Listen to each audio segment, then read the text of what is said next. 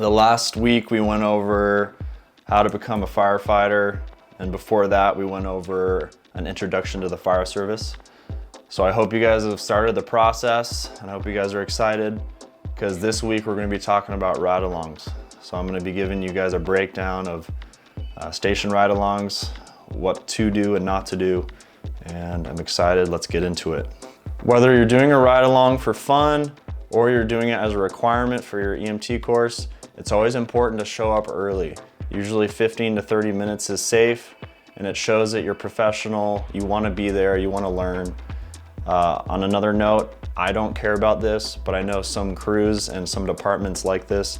It's always good to show up with some type of treat, like a coffee or donuts or ice cream, whatever you want to bring, just to show that you appreciate the crew giving you the time of day. A common question I get when people want to do a ride-along is, what should I wear? It's important to be professional and also make a first good impression on the crew that you're doing a ride-along with, and that can make or break your reputation. So you always want to look professional. I tell people to wear a collared shirt, whether it's blue or black, keep it simple. Your shirt is going to be tucked in with a black belt, and you're going to be wearing black boots with black or blue slacks. On the safe side, do that unless otherwise told by the department or the person that set up your ride-along. If they tell you something different, great, just listen to them. When you show up to the fire station, it's important to introduce yourself to every crew member. Make sure you make your rounds, let them know who you are, you're here for the ride-along, and also be engaging. Talk to them. Don't overstep, but be professional. Show them that you're excited to be there. Nobody wants someone at the station who's gonna be a ghost or sit in the corner and not talk to anyone. Remember, this is your ride-along. Whatever you put into it, you're gonna get out of it.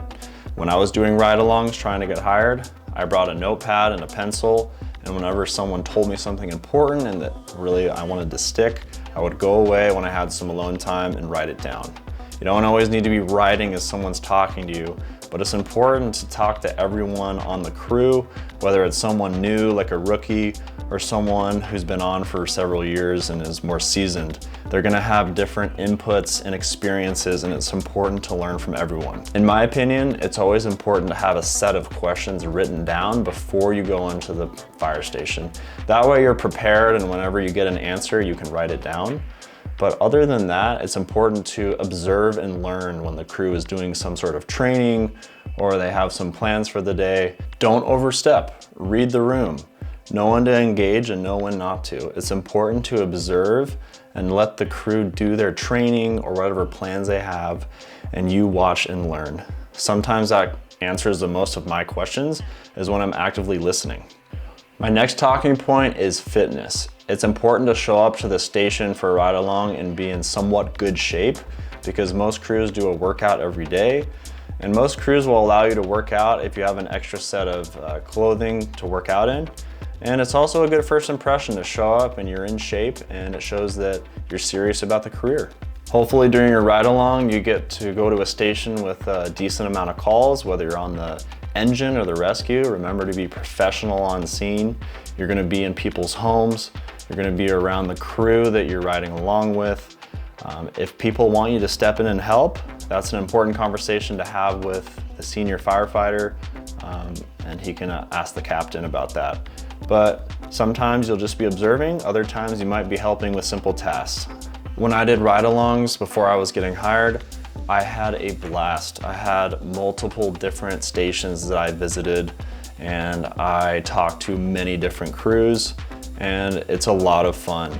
You sometimes get to roll up on structure fires. Usually you'll have to stay in the engine or the rescue, and you can observe, but a lot of the time you're gonna be running medical calls.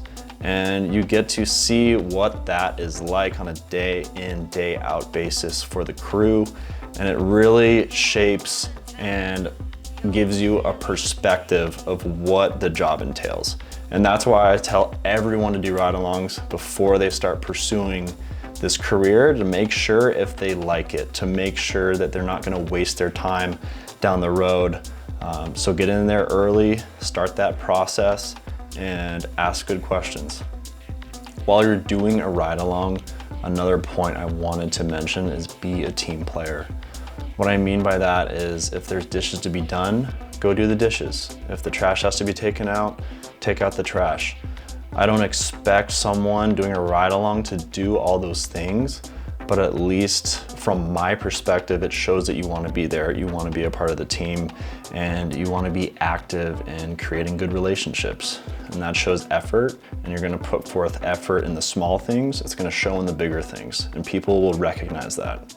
My last piece of advice before we end off this episode is bring in a resume to the station. Whenever you're doing a ride along, sometimes you'll have time to do interview prep, and they'll be able to look over your resume. They'll be able to see your work experience. I always bring in a hard copy paper, make sure the resume is on one page. I remember when I first started ride-alongs, I brought in a 3-page resume and the crew helped me get it down to 1 page.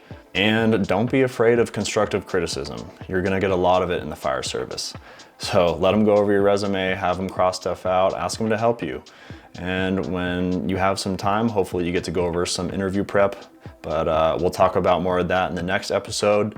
So thank you guys for watching. Have a good week, and I'll see you guys soon.